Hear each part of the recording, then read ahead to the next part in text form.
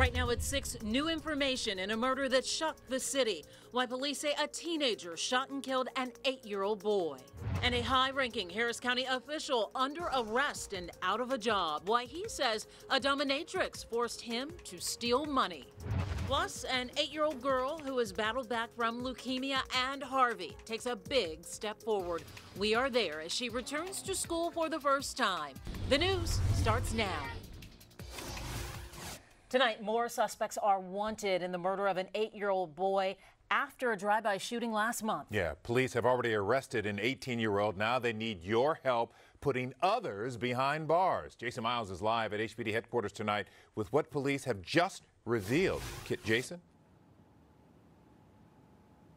Well, as you guys know, the murder of Tristan Hutchins shook a community and affected many of his classmates. One of them showed up here today to hear for himself new details of the case, including the first arrest. Take a close look at this mugshot. Houston police say that scar under 18-year-old Devontae Lockett's left eye is the result of a gunshot wound he suffered last year. This year, he's charged with shooting this car in which 8-year-old Tristan Hutchins was sitting with his sister and another child. Tristan died 3 weeks later. What did you think when you heard what happened to him? I was mad and sad. Tony De Leon is the same age as his friend and classmate Tristan and came to HPD headquarters with his father, Antonio. I've known him since pre-K, and we've been best friends ever since. Chief Art Acevedo would not go into details about a possible motive, but says the shooting that led to Tristan's death was not random and that other suspects are wanted in addition to Devontae Lockett. I can just tell you that our detectives have some good witnesses. They've got some good evidence, and they've got enough information to actually arrest him, get an arrest warrant, and charge him.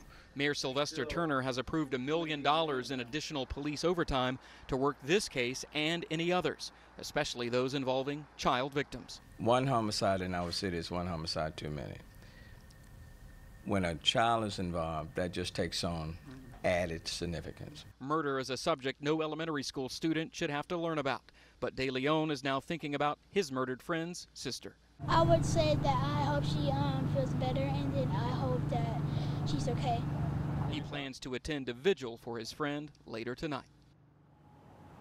At last check, suspect Devontae Lockett had yet to appear in court. He has a rather lengthy criminal history given his young age of 18. I'm told he was arrested yesterday outside a convenience store not far from where the Hutchins shooting occurred. Mia? Very, very sad on so many levels. 18-year-old suspect, 8-year-old victim. Jason, thanks. Now take a look at this. Have you seen this man? Police say he is a fugitive. Authorities say Michael Evans is facing several charges, including a sex crime involving a child. Police say he has neck tattoos of an angel, a diamond, and the words Lady Jada. They warn he can be violent. If you have any information, call the number in your screen. That is Crime Stoppers. New developments to a story you saw first last night on KHOU 11 News. Police now have a description of the man who allegedly tried to abduct a little girl on a field trip at the Houston Zoo. Officers say he is a 5'8" Hispanic man who was wearing sunglasses, blue shorts, and a long-sleeve pullover. 6-year-old Desiree Exum told her parents he grabbed her arm and threatened to hurt her if she didn't go with him. Thankfully, she got away. Well, let's talk some weather now. After a couple of mild days, it's been mighty muggy today as we take a live look at downtown Houston. What is that, David? Why? It looks like a cloud or a fog. What is that? Oh, it's cloudy out there. It's very humid, and there are little patches of light rain here and there. But what's about to happen is we're going to get another big taste of winter. Look at temps across the state. 80s, 90s in Laredo. It's 30s in Amarillo. The leading edge of cold air is pushing south. This is a big blob of Arctic air that's invading Rapid City with 17-degree temperatures. Denver's 24 and snowflakes are flying. We're sweating and humid and 78 here. Along the leading edge of that clash, you've got severe weather, Dallas over to northern Louisiana, so they've got the severe threat. We get some rainstorms tonight as the cold front comes in tonight. Much colder tomorrow. I'll walk you through it coming up, and a rainy morning as well. We'll plan your weekend around the rain chances and the chilly air coming up. Thank you, sir. The assistant treasurer for Harris County just bonded out of jail. There he is. Prosecutors say he stole thousands of dollars from the county. And he claims he did it because a dominatrix blackmailed him. Adam Bennett is live outside the Harris County jail. Adam, what did he have to say? Well, Mia, really not a whole lot. He walked out of jail nearly 24 hours after he was arrested, so he is a free man for now. But Gregory Lube still faces a charge that, if convicted, could mean he could end up in a state jail for up to 2 years. Take a look at the video. This was just about 45 minutes ago. Greg Lube walked out 5:15 this afternoon. He refused to offer any kind of comment, reaction, or answer any of the questions we were asking him about this case. And he eventually covered his face, hopped in a cab, and took off. Prosecutors claim Lube repeatedly made a deposit, withdrew the money, then stopped payment with his account over at the credit union for the employees. They said he gradually racked up charges of more than $30,000. Investigators say Lube eventually told them he was making payments to a dominatrix who was blackmailing him. His former boss told me today that he and his staff are shocked and never saw any warning signs.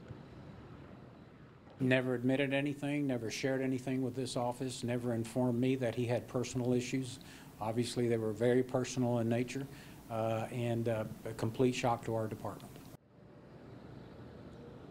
Now, Sanchez says Lube apologized when he was fired with this letter that you see on the screen. This was on Wednesday. Ogg says they are still gathering evidence, including whether or not this alleged dominatrix actually exists. Now, the good news here, none of the victims in the credit union lost any of their savings or any of their money because those accounts are insured. Still, Ogg says she'd like to see county commissioners call for an independent audit of departments. That's something that Commissioner Rodney Ellis supports for the Treasurer's Office. However, a staff member with County Judge Ed Emmett told me that they already do independent audits, and he says that they wouldn't be able to access the accounts over at the credit union because they are private.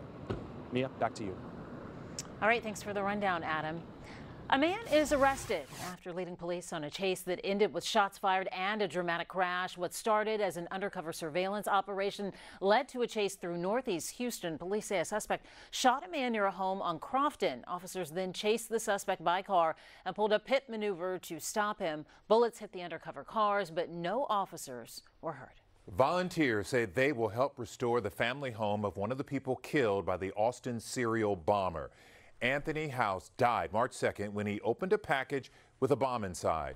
Now a realtor is teaming up with former UT football player Cedric Benson to help the family rebuild. They will lay new brick, fix the kitchen, the garage, and even do landscaping.